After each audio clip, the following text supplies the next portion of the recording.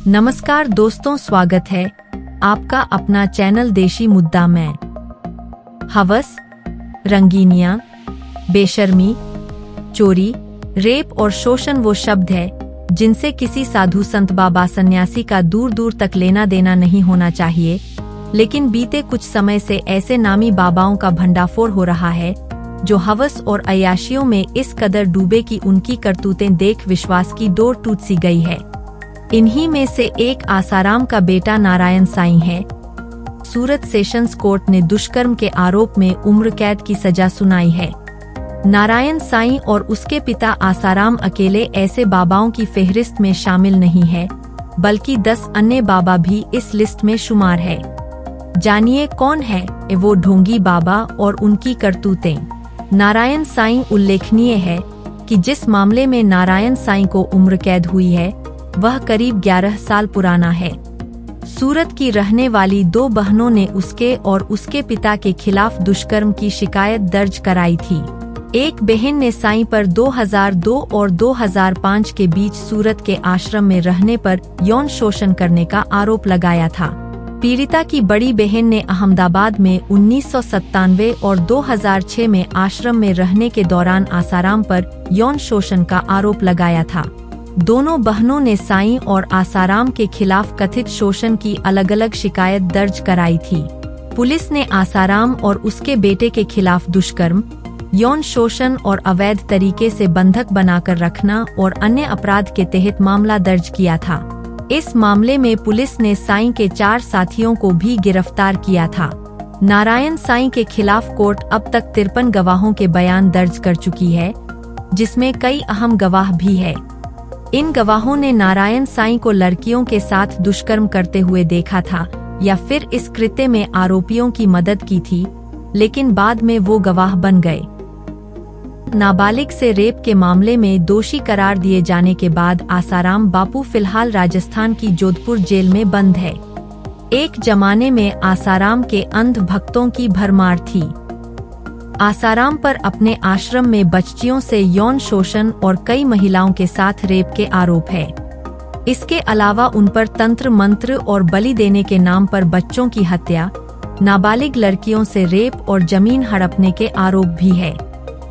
निर्मलजीत सिंह नरूला उर्फ निर्मल बाबा ने खुद पर लग रहे आरोपों के बाद एक निजी टीवी चैनल को दिए गए इंटरव्यू में कहा था, मुझे निर्मलजीत सिंह नरूला से निर्मल बाबा बनाने में इंदर सिंह नामधारी का हाथ है। उन्होंने मेरी शुरू में मदद की थी, लेकिन बाद में झारखंड में मैं जिस मानसिक उत्पीड़न से गुजरा उसके बाद ही मैं निर्मल बाबा बन गया। अपने रिश्तेदार और चतरा से सांसद इंदर सिंह नामधारी पर निशाना साधते हुए निर्मल बाबा ने कहा था कि हम उनका सम्मान जरूर करते हैं, लेकिन उनके कुछ दावे गलत है। बाबा पर यह आरोप है कि आप उल्टे सीधे उपाय बताते हैं और लोगों को धोखा देते हैं। इसके जवाब में निर्मल बाबा ने कहा, आप उन लोगों से पूछिए जो हमारे समागम में आते हैं, इसका जवाब वे देंगे। मैं दावे के साथ कह सकता हूं कि लाखों लोगों के अनुभव है। हमने लोगों के सामने सच्चाई लाई है। खुद पर लग रहे आरोपों पर निर्मल बाबा ने कहा कि मैं लाई डिटेक्टर टेस्ट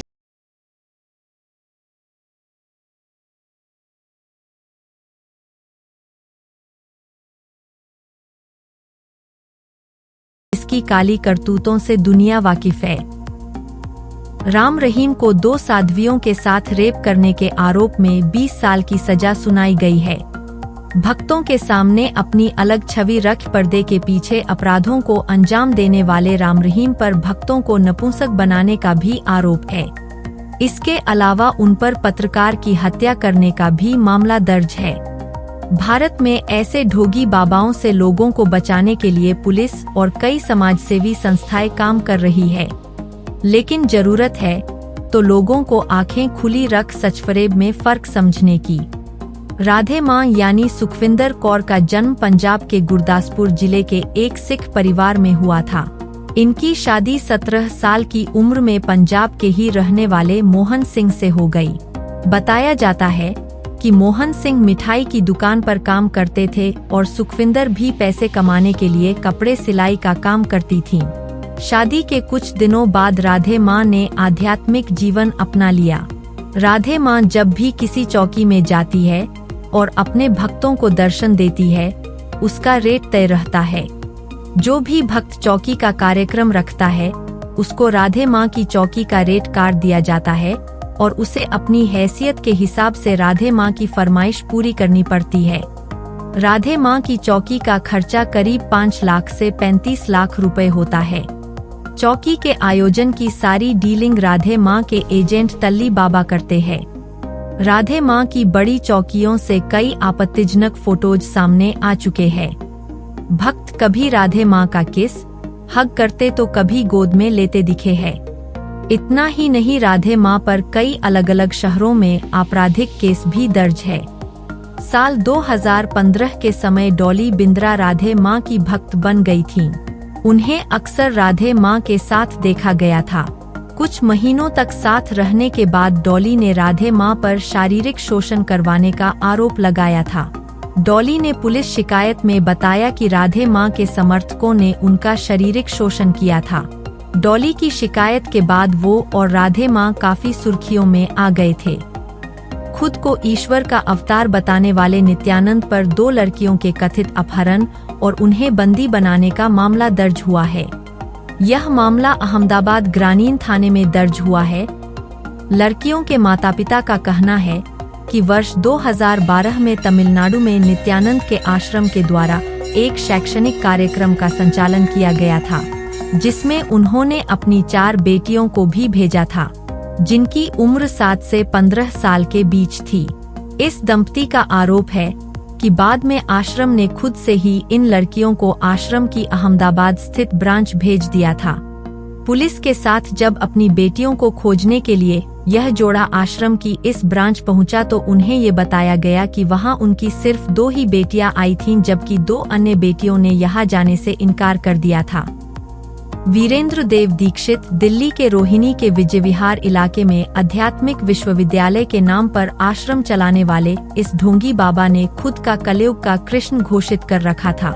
इस वहशी बाबा ने 16,000 महिलाओं के साथ संबंध बनाने का लक्ष्य रखा, लेकिन इसी की एक अनुयायी महिला को जब अपनी 4 बेटियों के साथ बाबा की घिनौनी करतूत का पता चला, तो उसने भी वहशी बाबा की पोल खोलने की ठान ली। वीरेंद्र देव पर अब तक अलग अलग थानों में रेप समेत 10 से ज्यादा FIR दर्ज हो चुकी है। चित्रकूट के चमरोहा गांव के रहने वाले भीमानंद महाराज पर भी सेक्स रैकेट चलाने का आरोप लगा था। 1997 में दिल्ली के लाजपत नगर से गिरफ्तार हुए भीमानंद ने जेल से छूटने के बाद खुद को साईं बाबा का अवतार घोषित कर दिया था। बाबा बनने के बाद 12 साल के अंदर स्वामी भीमानंद महाराज ने करोड़ों की संपत्ति खड़ी कर ली है। बाबा सच्चिदानंद राजधानी दिल्ली ही नहीं, उत्तर प्रदेश में भी बाबाओं का सत्संग के नाम पर यौन शोषण का खेल चला, जिसका साल 2017 के अंत से पहले ही अंत हो गया। ये खुलासा था यूपी के बस्ती के बलात्कारी बाबा का।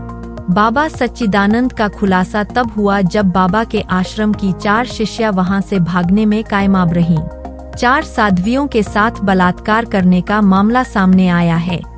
तांत्रिकों एवं आशाराम के प्रति वही छवि है जो अभी तक हिंदू धर्म की जड़ों को काटने वाले लोगों द्वारा मीडिया का सहारा लेकर दिखाई गई है, जबकि ऐसा नहीं है।